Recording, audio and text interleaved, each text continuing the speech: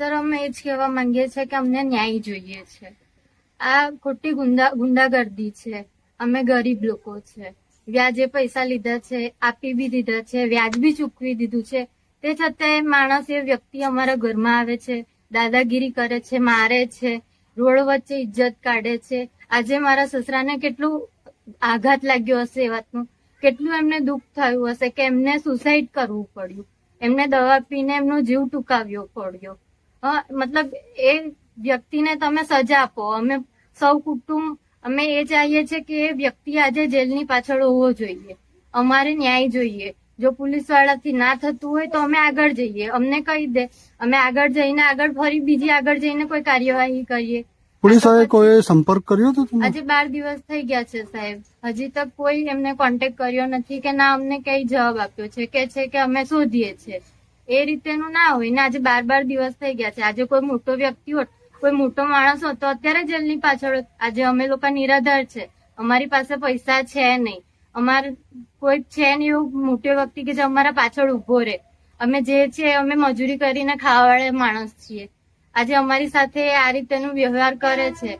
હું સત્તાને, સરકારને, બધાને કહેવા માંગુ છું કે અમને ન્યાય જોઈએ. ન્યાય તમે નહીં આપી શકતા તો અમે આગળ જઈશું, અમે બીજી કાનૂની કાર્યવાહી કરીશું.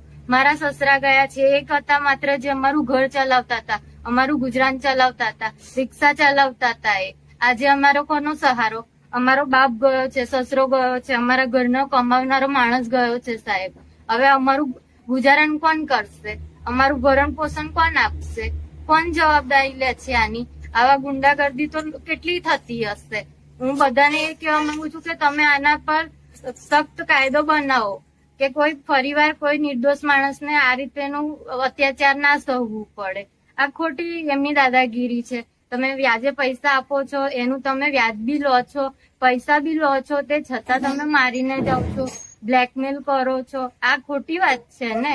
અને તમને એટલી બધી એમને પૈસાની હતી તો ફેમિલી મેમ્બર બી હતા ને, બધાને આવીને ઘરમાં વાત કરતા, કોઈને કોઈ તો આપી દેતું ને.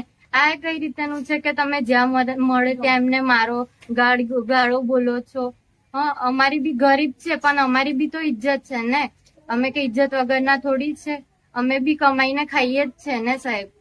અમારે ન્યાય જોઈએ છે. એ વ્યક્તિ, એ માણસ ક્યાં પણ હોય તમે એને શોધો અને જેલની પાછળ નાખો. જ્યાં તક એ ઇન્સાન જેલની પાછળ જાય નહીં ત્યાં તક મારા સસરાને ન્યાય મળે નહીં, મારા સસરાની આત્માને શાંતિ મળે નહીં. અને હું તો આગળ તક જઈશ. મને ન્યાય નહીં મળે તો હું ઠેઠ ઉપર તક જઈશ. જ્યાં તક મારાથી જવાશે, મારા ફેમિલી મેમ્બરથી જવાશે, અમે ત્યાં તક જઈશું. પણ અમે પાછળ હટવાના છે નહીં. તમારું નામ શું? મારું નામ અંજલિ વિજય ઠાકોર છે. હું રાજુભાઈ ઠાકોરની પુત્રવધુ છું.